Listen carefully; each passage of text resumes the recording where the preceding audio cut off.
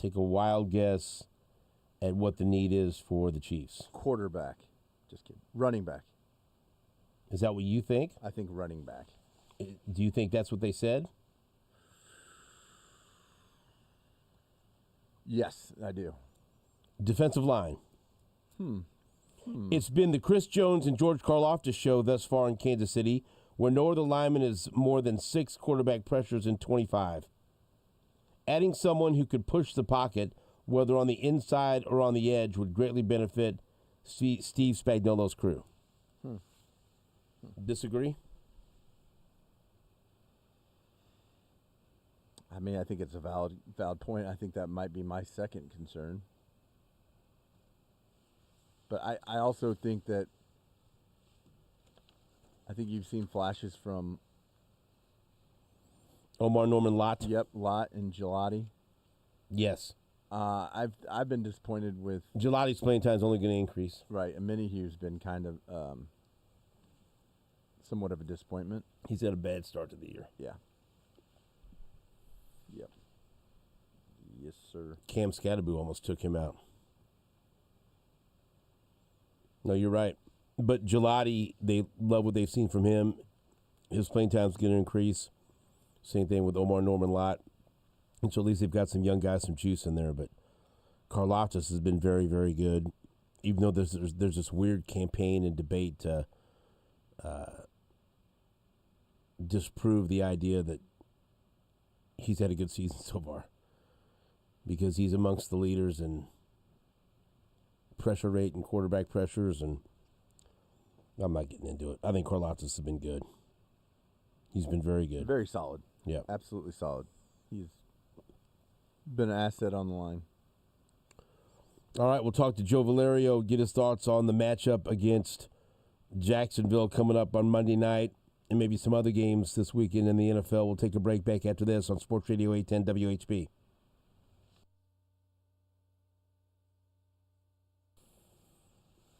What's up, Kansas City? Stephen St. John here for Window Nation.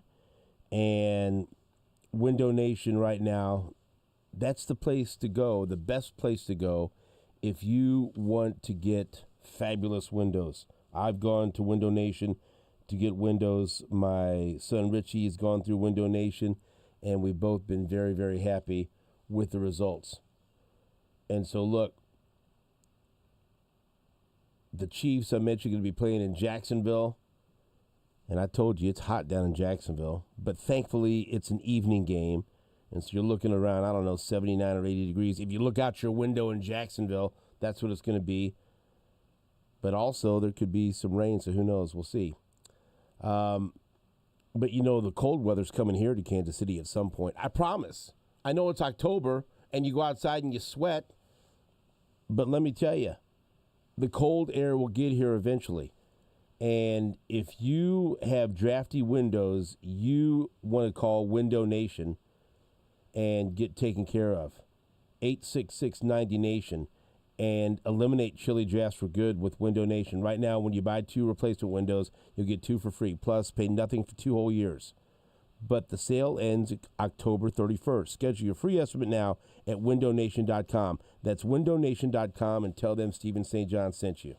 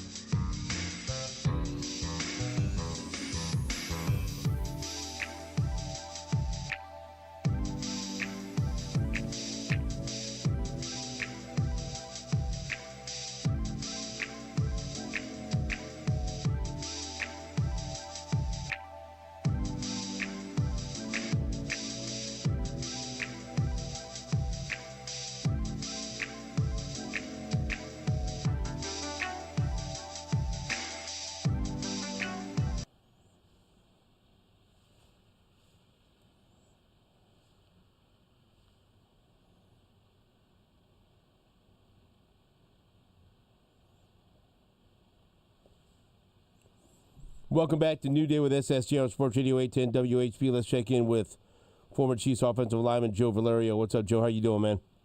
Hey, Steven. How are you, buddy? I told Jake off air there, man. I'm going to eat some crow, but I don't mind eating crow when it comes to a Chiefs win. I was, like I said, I wanted them to win. I desired them to win. I just didn't feel good going into that game. But, man, I was really, really happy with the turnaround that the Chiefs offense had and what they were able to do against the Ravens. So you're going to give them credit, unlike most everyone else that covers the NFL, that they actually played well and deserve kudos or kudos for beating the Baltimore Ravens, and it just wasn't because the Ravens were dealing with injuries? No, they beat an NFL team. I mean, I know that the Ravens were banged up and they're a little tired right now, but they did things out on the field against that team who I feel like the Ravens. Well, I don't know if the Ravens had more to lose than the Chiefs did losing that game and going to 1-3, but I mean, it looks like that now. Like it looks like now they obviously had more to lose because that's what makes teams win. You know, that's what forces teams to win and to play outside of their minds when they are just completely backed up against the wall. I mean, I think that was a make or break game for the Jags and for the Ravens, and I think it could be over for them. But no, I mean, listen, Xavier Worthy was the difference. I was so happy to see Andy and Matt Nagy spreading the field out, regardless of whether he was even open and ready to receive those passes or not, based on his short, limited time back. Like, I just loved seeing them go deep and stretch the field vertically and open things up. It opened things up in so many ways and made the playbook that much thicker for Matt Nagy by just having that deep threat and the threat of Patrick overthrowing Xavier Worthy. And then you add in what he did do and the catches that he did make and the jet sweeps that he was able to, lead the team in rushing, right? I mean, I just feel like, I just think it was a humongous boost for him coming back. And I think it's just a sign of things to come for this Chiefs team. And then they get Rashee Rice back. They get this offensive line playing with a lot of chemistry, and we know what the defense can do. So no, I'm not gonna pin it on, did the Ravens participate in that game? Yeah, they did, and they didn't do themselves any favors. But I'm going to give the Chiefs the credit for that, unlike all the other naysayers out there. A lot of people want to talk about players that played well.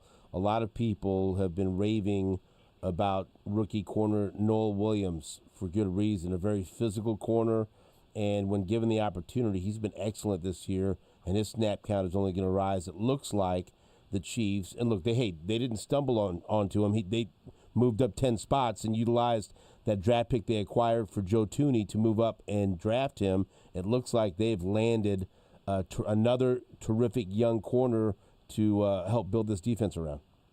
Yeah, and that's a credit to Brett Beach. And yeah, I think you said it absolutely perfectly, Stephen. They moved up to get him. He wasn't somebody that they were sitting around, where you're like, oh my gosh, what do you do with the 31st pick in the first round? I know those are first world problems to have a first round pick, but it's kind of like that. Like, all right, well, let's just grab what we can in the first round and see what we can do. But the Chiefs don't do that. Look what they've always done in the first round. I mean, they've always looked at ways to maximize their picks. And you get some right, you get some wrong. It's still a draft, and there's still a lot of, I don't want to say luck that goes into it, but there's still some things that have to happen for a player to take that spot. The first guy that comes to mind is when you think of Karlaftis, it's like, wow, like look what they did with that late first round pick. And then, but you do have your Clyde Edwards-Helaire that was a little bit of a gamble, but, he worked out for a while. I mean, wouldn't say he was a total bust, but that's what Brett Beach does. He finds these picks and he finds a way to get up, pick them up and get them to the spot they need to be. And that's what Andy does. And that's what Steve Spagnuolo does. That's what Matt Nagy does and this great coaching staff. So, yeah, I think it's fantastic. I really think he's been a great find, right? I mean, he's when he was in college, I mean, he led FBS, with picks in 24. He was, was All-American at Cal. He's a bright kid, played a good school. I mean, I think he's pretty prototypical for the Chiefs, scheme. I mean, at 6'1", 200 pounds, I mean, he can match up a little bit against those bigger boundary type wideouts and really lets Trent McDuffie do his thing. So I think he's fantastic, and what a great find and a great way to move up in draft picks to get a guy that maybe a lot of people aren't talking about, Stephen, and I'm glad you are, because we tend to focus on Patrick and Travis and the running game and the passing game, and we forget about the incredible defense that the Chiefs have. And on Monday night, they will be taking on the Jacksonville Jaguars on the road against a team that's 3-1 that looks like they have a lot of good pieces on offense around Trevor Lawrence, and they have a pretty damn good defense. Although we talked about this a little bit earlier, Travon Walker hurt his wrist in the last game, so it doesn't look like he's going to be available, and he's one of their best and most important players on defense. What's your opinion of Jacksonville under Liam Cohen, and what kind of challenge this will be for the Chiefs on Monday night? Yeah, Jeff Fedone and I talked about this on our podcast. Pesky is the word that comes to mind when I think of the Jags. They're pesky, right? They're going to hang around. They're playing good fundamental football. I think, is Trevor Lawrence the guy that everybody thought he would be? I mean, hey, he's winning games. He's got a good head on his shoulders. He seems to be fitting well into this offense. And what they are doing is, going on the other side of the ball, they are ball hawks, man. They are +9 right now in turnovers with 13 turnovers. Now, here's the other flip side of that, going back to Trevor. They're +9 in turnovers ratio. They have 13 takeaways. Guess what those 4 are that negate the positive of their turnover ratio, and that's 4 interceptions. So he will throw those picks. So kind of goes back to Noah Williams, right? Like, what is this defense going to do to get Trevor Lawrence out of his game? I think if they can, we know they're going to stop Travis Etienne, right? We know that the Chiefs have stopped Derrick Henry, and again, this is all obviously based on history. They've stopped Derrick Henry every time they've played him. They were able to bottle up Saquon Barkley both in the Super Bowl and in the Eagles game here in the regular season. So we know this defense is going to do their thing, and if they can get Trevor Lawrence shook out of that pocket, and they can get him thinking about these simulated pressures that Steve Spagnuolo is a master at throwing, and make him make mistakes. One turnover is going to turn the tide for the Chiefs and make this, a game where they just kind of control it and run away. So the best thing they'll be able to do, I think, is chew up the clock and keep this offense off the field. And I think they do that with, stretching the field. I talked about this on our pod too.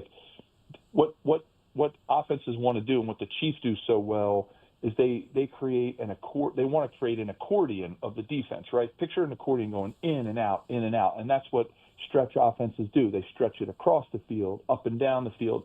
Okay, we're throwing deep, we're running jet sweeps, stretch them horizontally, stretch them vertically, throw deep balls, and then all of a sudden it just opens up like an accordion and all that space. That's what they didn't do in the first several games. Like I've said a bunch of times, it looked like they were playing on a pickleball court, right? Everything was compact and tight, and now, they're spreading things out. So if they continue to do that, it'll open things up in the running game, chew up some clock, and keep the Jags off the field. What kind of score are you looking at? I'm looking at like 24-13 Chiefs. I think they're going to chew up the clock a lot and really try to do some ground control in this game. I think Kareem Hunt getting a few more carries. He doubled Isaiah Pacheco's load last week, so I think that's probably what we're going to continue to see. I've been thinking about that all year, that they needed to give Kareem some more runs. So I'm thinking they're not going to score more than 24, and that's not going to be a bad thing because I think they're going to limit the Jags to like 13. They'll kick a couple field goals in the red zone, a little bend don't break by Steve Spagnuolo's D, maybe get a touchdown, and then they just kind of like control the game pretty much. I'm thinking like 24-13. Brashard Smith's snap count increased, and you saw some juice in a couple of plays that he had. And then Andy Reid said that Matt Nagy, because especially when things go well, that's the great thing about Andy. He rushes to credit his offensive coordinator and give other people credit for things that went well. And so he was throwing Matt Nagy's name around quite a bit after the game on Sunday. But so the Matt Nagy's looking for more ways to get Brashard Smith involved, and that's going to continue each week. We saw his playing time increase, and look, there's a way to utilize him, and Pacheco and Hunt can still get their touches. They've been searching for a guy to fill that Jerick McKinnon role. Now that's a lot because McKinnon was a very underrated player and very good in pass pro. But man, if he could just be a threat on third down in the passing game, a change of pace back, there are reps for him to make an impact on this offense. How would you like to see them utilize this rookie running back, Brashard Smith? Yeah, well, they've got to develop him, right? I mean, he obviously now after 4 games and the preseason knows the system, so he's going to get more and more comfortable with where they can use him. And I think it's just any added dimension these days that you have against the defense. He just brings like you said, a different kind of running style, right? I think Isaiah Pacheco and Kareem Hunt are similar in certain ways. I think he does have like true speed. I mean, he's a 4.39 guy, right? I mean, he was a wide receiver at Miami, so obviously you don't recruit a guy to the University of Miami who can't catch. And so when he got recruited that way and then converted when he went to SMU where he learned how to run. So I mean, I guess the word that comes to mind is sometimes you hear this word in football, like a satellite back, right? He's going to be outside the perimeters. He's going to be in satellite around that tackle box, we'll call it, right? That 7-yard box from tackle to tackle, right? That's where Isaiah Pacheco and where Kareem Hunt are going to really chew up yards. He's the guy that's going to happen around all those perimeters. And think about that from a playbook perspective. And think about that accordion I talked about. If you can get him out of the backfield stretching things around, it just keeps making that defense bring 8 in the box, put 8 out put 6 back defensively, like in the defensive backfield. I love it. I think he's a really, really a speedster that this team needs to complement what Isaiah and Kareem are doing. All right, Joe, before we let you go, tonight the San Francisco 49ers, or this version of the 49ers, will be playing with many of their skilled position players unavailable, and so we will see a wide receiving group tonight on the field that includes Demarcus Robinson, MVS, and Sky Moore. Which former Chiefs wide receiver will have the biggest night tonight on Thursday Night Football? Man, that's a great question. I think it's going to be MVS. I think his veteranness, his leadership from that perspective will allow him to do that. Depending on, obviously it's a lot of injuries. But I think it's going to be MVS. I think he's going to have himself a night. That's what I said. Jake said Demarcus Robinson, and I could see that too. But you know what? it didn't work out from here. I wouldn't mind seeing Sky Moore get a couple of catches. And Yeah, how about you know what? Spread it out to all three of them. How about that? That's right, man. Go Niners. I don't know. It's gonna be like a fever dream watching that tonight. Yeah. And so, Yeah. I'm glad it's not the Chiefs anymore. It served its purpose. They've moved on. We thank them for their efforts, but I'm glad that they've turned the page. But Joe, I am missing my boy. I am missing my Quaker, my fellow Quaker, Justin Watson. Though I love seeing him out in that red and yellow. But that's just a homer thing with the Penn connection. So, but other than that, it is good to see those guys doing well. But we've got the crew now. Once Rasheed Rice is back, it's going to be a different thing. And that's just a reminder of the receivers that Patrick Mahomes won a couple of Super Bowls with. Wow. Okay. He is great. Joe Valerio, you were great. Thank you so much for the time. We appreciate it. We'll talk to you next week. Thanks, Stephen. Have a great one, bud. You're the man. Joe Valerio, former Chiefs offensive lineman. We'll be right back after this on WHB.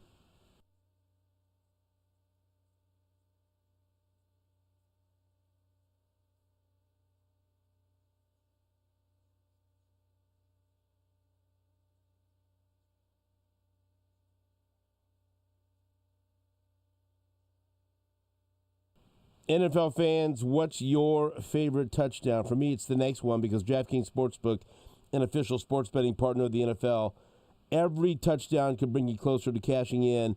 First touchdown scored, anytime touchdown props, or the thrill of in-game betting. Every snap is loaded with opportunity. You've got an interesting game tonight, an injury-ravaged 49ers taking on the Rams, and that line has moved all over the place. What is it now, Jacob? 8.5. 8.5. Rams are favored. Well, lines and odds subject to change, so keep your eyes on that. And here's the best part, though, for you. Bet just $5, and if your bet wins, you get $200 in bonus bets instantly.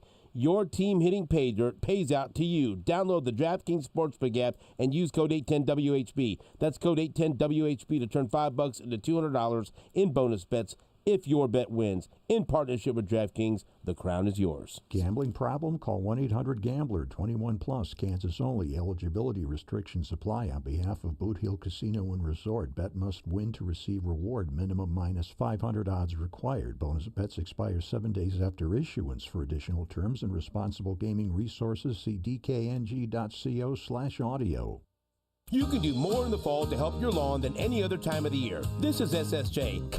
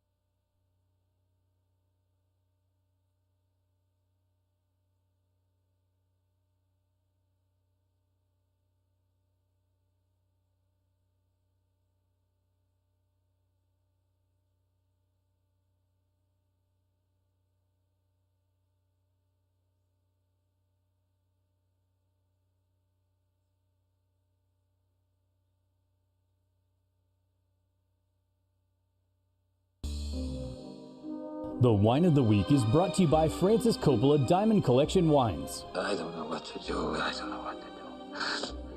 You can act like a man! What's the matter with you? All right, Kansas City, it's time for the Wine of the Week. And look, I get it. The Ravens had some injuries, but the Chiefs still kicked their ass, and they were going to win that game Sunday, whether the Ravens are healthy or not, because that's what the Chiefs do against the Ravens. That's why Lamar Jackson is 1-6 against Patrick Mahomes. That's why Steve Spagnuolo puts Lamar Jackson in quarterback hell. He has Lamar's number. The Chiefs beat the Ravens. That's what they do. So all the talking heads running their mouths on national TV and radio, shut up. Give the Chiefs credit. I know you don't want to, but at some point you're going to have to. Because the Chiefs are not dead. They're like Freddy Krueger. They're the Undertaker standing behind you. The Undertaker sat up from his coffin, and now he's going to choke slam you. Do you hear me? Patrick Mahomes is going to choke slam you. Quit whining about the Ravens' injuries. It's glass half full or glass half empty. Small's probably going more glass half empty, we know with her. Very negative all the time. Here we go. Man. 2 wins or 2 losses? Sorry about that. What'd you say? I just hit you with a man. Sorry, that was weird. Okay. Chiefs, 2 wins or 2 losses? How do you see them? 2 losses. The 2 wins that they had were over the New York Giants and the decimated Baltimore Ravens. Not that impressive to me, whereas the losses were versus the Chargers and the Eagles. I think there are big-time issues with this Chiefs team, and I'm looking more at the losses than I am the wins. Yeah, I see it the same way, in large part because the Chiefs' offense is one-dimensional. They can't run the football. There is no balance. Sorry I had to expose you to that bad scripted radio. It's the worst. I can't stand Michelle Smallman. What? She's horrible. She can't stand you? I know it leads into our show, but she sucks. Whoa. She's Wow. horrible. She's brutal. Evan I Cohen. wonder what I like Evan Cohen. I wonder what you say about me behind my back. I love you. You're my guy. I love him, but he sucks. No, she's brutal. She's from St. Louis and. Oh, yeah. Well, you know what? Hey, St. Louis knows football. They know how to lose. Yeah, their they know how to football team. run the football team out of town. Sorry. I'm sorry. I'm not. I'm sorry. She's the worst. Quit whining. Oh, the Ravens. If the Ravens would have been healthy, they'd have only lost to the Chiefs by 7. We'll take a break. Back after this on WHB.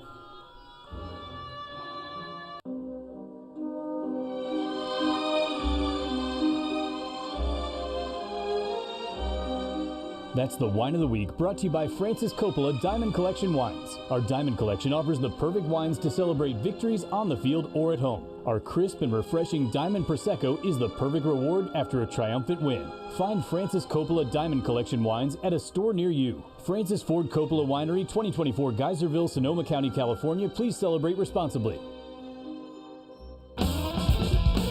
Stephen St. John. Damn, Rod, come on! What's the matter with you?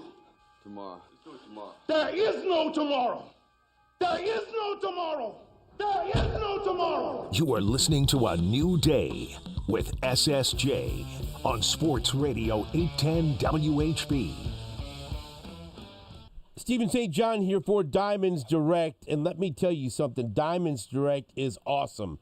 I love going to Diamonds Direct when I need to make a special purchase for someone that I love, because I know I'm going to get treated like a VIP. And they offer lifetime services, always free, from cleanings and polishing to ring sizing and routine repairs. Diamonds Direct provides complimentary care for the lifetime of your jewelry with no strings attached. And they have direct and transparent pricing. And they have a gigantic unmatched selection, everything from $500 gifts to once-in-a-lifetime purchases.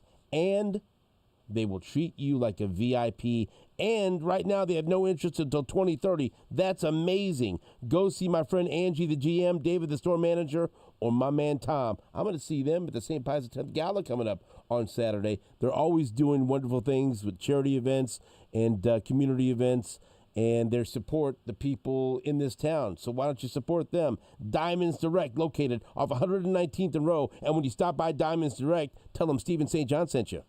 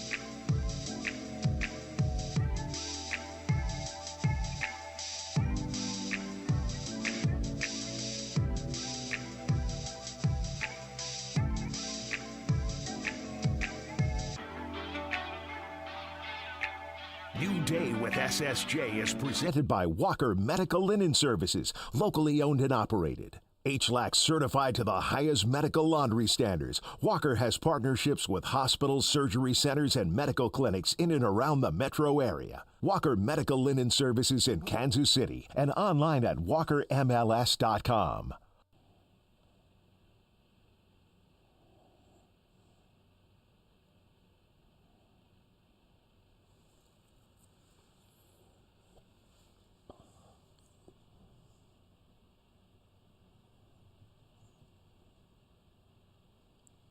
Welcome back to New Day with SSJ on Sports Radio 810 WHB. Let's talk about the playoffs with our baseball insider from ESPN, Buster Olney. Buster, good morning. How are you? Fired up. I mean, I got the caffeine going, got the adrenaline going. We have 3 game threes in these wild card series today. One of those, I'm part of the coverage, Yankees and Red Sox. Man, it is so much fun. I just love winner take all games. So that was a compelling game last night that came right down to the wire. Should Nate Eaton have scored in that? Yes. That was a big mistake, wasn't it, Buster? It was a big mistake. So he was at second base when the play starts and the ball's hit up the middle. Masa Yoshida rips a ball that goes to Jazz Chisholm right. Jazz dives for the ball and picks it up and throws to first base. And look, the first baseman, Ben Rice, he's a novice at that position. And he kind of tries to do one of those, swipes, digging the ball out. The ball skips off his glove. It goes away. And Nate Eaton, who started the play at second base, I know as I'm watching the play live, I thought for sure he was going to score, and instead he holds at third base, and it kind of blew my mind. Yep. What happened was that the third base coach, Kyle Hudson, told him to stay at third base and pointed, and you could see the reaction from the Red Sox. First base coach, he was like just reacting with anger, like, come on. He was telling him to go. Oh, and 100% in my time covering baseball, when you have a situation like that, the ball's, the defense has got to make a play. I mean, you always see the runner, the third base coach, challenge the defense. And again, Ben Rice is new to the first base position. He would have had to recover the ball, get up and throw to first base. The runner would have scored easily. The Red Sox would have gotten the lead. And, it was the Red Sox in Game 1 who did the little things to win. And last night it was the Red Sox not doing the little things and losing. So this brings up an interesting storyline for Game 3. This will be, I saw you retweet Sarah Lang's, this will be the second winner-take-all game in postseason history between 2 rookie starting pitchers. But first I have to ask you, how much start do you have to be before you say Cam Schlittler's name on air? Because that could be a tough one, especially if you get caught up in the moment. Yeah, but I'm a veteran, and I can remember when the Cubs signed Kosuke Fukudome. Oh, yeah. I knew that was a name that could end my career if I didn't handle it well. So I slow down when I say Cam Schlittler. That's right. Who's someone who's 24 years old. He's a hard thrower. He actually grew up in Walpole, Massachusetts as a Red Sox fan, 25 miles from Fenway Park. And he is someone this year has really impressed the Yankees with his great stuff, with his mound presence. And on the flip side, you have the Red Sox starting Connolly Early, who is 23 years old. He was a year old when Aaron Boone hit that walk-off home run in 2003. He's got 19 innings in the major leagues. This is his 5th major league start. And what you hear about him is he also has great mound presence. He's left-handed. It's pretty clear that Alex Cora is going to do everything he can to keep left-handers in the game as much as possible, because the Yankees lineup of left-handed hitters is much better than their lineup of right-handed hitters. So he's going to try to mitigate the power, the strength of guys like Ben Rice, Jazz Chisholm, and he'll just keep running out their lefties. And he has total pitching chaos because Garrett Whitlock, his best reliever, threw 47 pitches last night. Aroldis Chapman threw 24 pitches 2 nights ago, got up twice to warm up last night. And on the flip side, the Yankees have their own share of pitching chaos because Fernando Cruz and Devin Williams and Bednar all have pitched in back-to-back days. So, look, I mean, the Red Sox and Yankees history is so great and so rich because, heroes emerge. Bucky Dent, Dave Roberts, Aaron Boone, and somebody tonight is going to emerge in the same way in a winner-take-all game where they're never going to have to buy a beer either in Boston or New York. Who do you think is going to win? I think the Yankees are clearly, logic suggests that they should be favored. They're playing at home. Their pitching situation is a lot better. That Lucas Giolito injury was just a crusher for the Red Sox. But it's one game. It's baseball. And maybe Connor Early, he's the guy who, steps up tonight, and he pitches great. And we've seen a lot of examples of guys who are new to the big leagues. When you have a veteran lineup like the Yankees have, might take him some time to get to know him, to get used to him, to have a feel for him. And one thing to watch when you're watching the broadcast tonight is whether or not the Yankees hitters, who are really good at picking up pitch tipping, start signaling from second base about the identity of the forthcoming pitch. Aaron Judge was doing it some last night, and when you have a young pitcher on the mound, even if they don't have the pitches, they might be signaling just to get inside the head of a rookie pitcher. Buster Olney is our guest, and either way, and you pointed this out on X this morning, whoever wins, the Blue Jays have to be big fans of the way the series has played out, going 3 games, and both teams having to tax their bullpens. That's exactly right. If you're the Blue Jays, this is exactly the way you wanted it to play out. And the Blue Jays, meanwhile, are playing inter-squad games. They're getting rested up, and some people think that, having that rest might make a disadvantage. I don't know a single manager who wouldn't rather be in that position than where the Red Sox and the Yankees will be at the end of the series, which basically is picking through the rubble of their pitching staff and identifying guys who can take the ball, especially in Game 1. Look, because of Giolito's injury, Alex Cora's options for Game 1 might be a Brian Bayo, who started last night through only 27 pitches before he got pulled. Maybe they, go with one of the other young guys. If you're the Yankees, you're probably going with Luis Gil, who has been impressive down the stretch, but certainly is not someone who has had a great year because he's been hurt for a lot of it. And both of these teams are going to tax their bullpens. And they already are completely beaten up. So if you're the Blue Jays, you want like an 18-inning game tonight where these two teams are just going back to their bullpens so that on Saturday their relief corps are a total mess. All right, let's talk about these other 2 Game 3s that'll take place before the Red Sox and Yankees play tonight. First up, Tigers and Guardians. This has been an amazing story to watch the Tigers collapse, the Guardians catch fire, the Guardians win the division, then they have to turn right around and face each other in the wild card round, and it's one game to declare the real champion of the AL Central. Who's it going to be, Buster?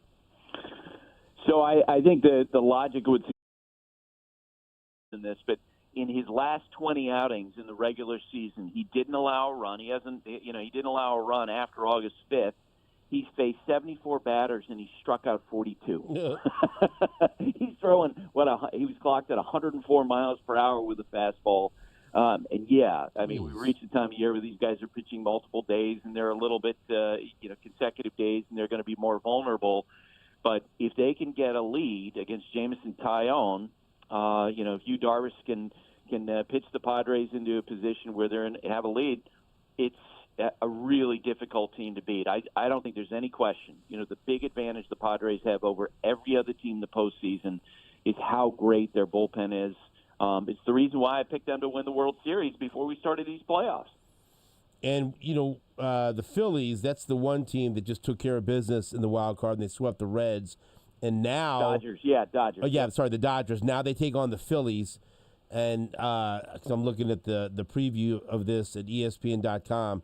That looks like a great series between the Dodgers and the Phillies. Who do you give the edge to here? All kinds of veterans. You just love that. Guys with who are future Hall of Famers. There's going to be in 25 years, you can imagine Freddie Freeman and Shohei Ohtani and Mookie Betts and Bryce Harper, maybe Kyle Schwarber all hanging out on the back deck at the Otis Saga in Cooperstown. Big names, big sluggers. I do think that in the end, that the Dodgers probably with their talent wind up, finding their way. I've told you before, those Yankee teams that I covered, the Dodgers are trying to become the first team since the 98 to 2000 Yankees to repeat as champions in baseball. And I think that during the regular season, those teams, Yankee teams that I covered back then, they would get bored. And I think that's what's happening with the Dodgers from time to time. And now that we're seeing meaningful games, right, at playoff games, all of a sudden you have the full attention of all these guys, and Mookie is raking hits, and Shohei Ohtani is reminding us that he's the best player that we've ever seen. So I think they wind up winning that series. I know most people outside of the Midwest or outside of the small markets want to see Yankees and Dodgers and Phillies. But, man, Buster, I'm rooting for the Brewers and I'm rooting for the Mariners. I want to see something different. And those are good baseball teams that I don't think get enough light shined on them because, look, everyone focuses on the big markets, right? And Seattle plays late, so we don't get a chance to watch them very much. And I still don't think the Brewers get enough credit for the organization they've built. And I'd like to see it result in a World Series appearance. Yeah, I agree with you. I mean, you think about the good people, right? I mean, when you talk about Pat Murphy, the manager of the Brewers, and Christian Yelich, people ask me all the time, who do you root for? And I always say, you root for good stuff to happen to good people. And if the Brewers get that opportunity, man, that would be phenomenal. Or if you're the Mariners, Cal Raleigh, with the way that he conducts himself, Julio Rodriguez.